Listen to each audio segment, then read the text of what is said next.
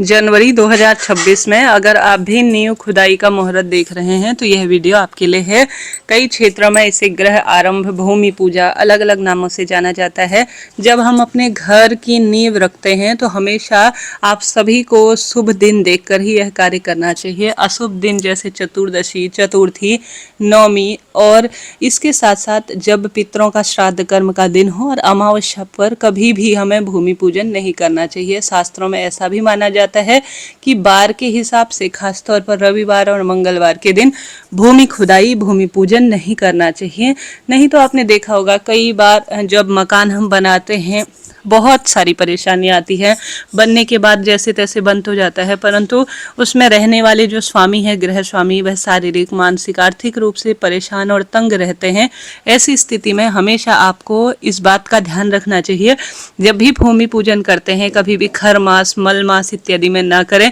अभी 15 जनवरी 2026 तक तो मलमास रहेगा, तब तक तो कोई भी स्वरूप में आपको भूमि पूजन नहीं करना चाहिए। किसी भी पंचांग में 15 तारीख तक जो है ग्रह आरंभ का शुभ मुहूर्त दिया नहीं है, तो चीज़ों को नोट करते हुए चलिएगा। उसके बाद आप कर सकते हैं, कोई दिक्कत की बात नहीं है। पंचांगकर्ताओं ने उसके बाद के कुछ शुभ मुहूर्त बताए हैं, तो आप ध्यान से सुनिएगा वह कौन कौन से मुहूर्त हैं। हमेशा अपनी राशि अनुसार आप सभी को आसपास पंडित जी से पूछ लेना चाहिए कि दिन भर में राहु काल, भद्राकाल का अशुभ समय तो नहीं है। और साथ के साथ आपको यह भी देखना चाहिए कि मैं जो मेरी राशि है उस अनुसार यह शुद्ध श्रेष्ठ मुहूर्त है या नहीं।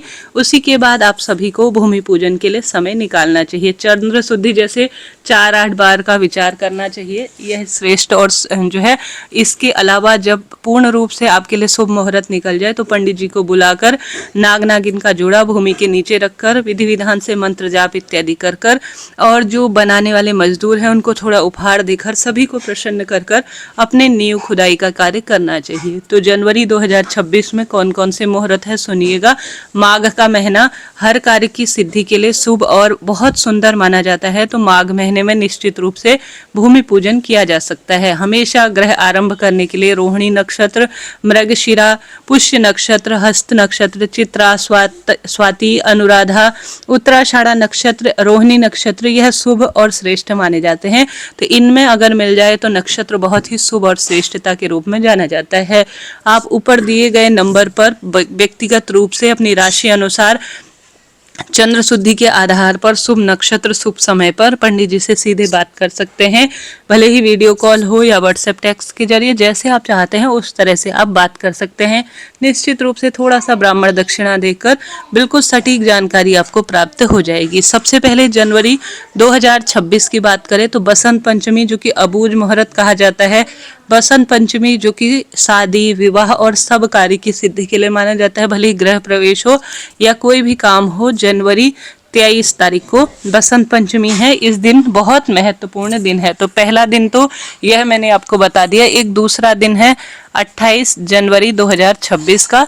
इस दिन जो है दशमी युक्त एकादशी है। इस दिन आप कर सकते हैं भूमि पूजन। नवरात्रि, गुप्त नवरात्रि का सबसे श्रेष्ठ दिन है। कृतिका नक्षत्र है, गुप्त नवरात्रि स्थापना का दिन है, माता रानी का दिन है, रवि योग का निर्माण हो रहा है और अभिजीत मुहूर्त है, तो इस दिन भी आप कर सकते हैं, उत्तम है। इसके साथ साथ एक दूसरा मुहूर्त निकल कर आ रहा है जो कि 29 तारीख का है और 29 जनवरी 2026 का है। इस दिन एकादशी मिश्रित द्वादशी है, जया एकादशी। रोहिणी नक्षत्र है जैसा कि पंचांग में लिखा गया है, शुभ है, गुरुवार का दिन है, बहुत ही बढ़िया है। मिथुन जो है राशि में चंद्रमा विचरण करेंगे और मृगशिरा नक्षत्र और रवि योग का निर्माण हो रहा है। तो कुल मिलाकर 28 और 29 यह 2 दिन है। और साथ के साथ आप सब जानते होंगे मैंने 23 जनवरी बसंत पंचमी का आपको बता ही दिया। आशा है, उम्मीद है आप समझे होंगे। जरा सा भी वीडियो उपयोगी रहा हो तो इस वीडियो पर राधे राधे लिखें, लाइक करें, शेयर करें और जो भी मकान बनाने की अभी सोच रहे हैं उन तक यह वीडियो भी शेयर कीजिएगा। अभी के लिए इतना ही। जय श्री कृष्ण।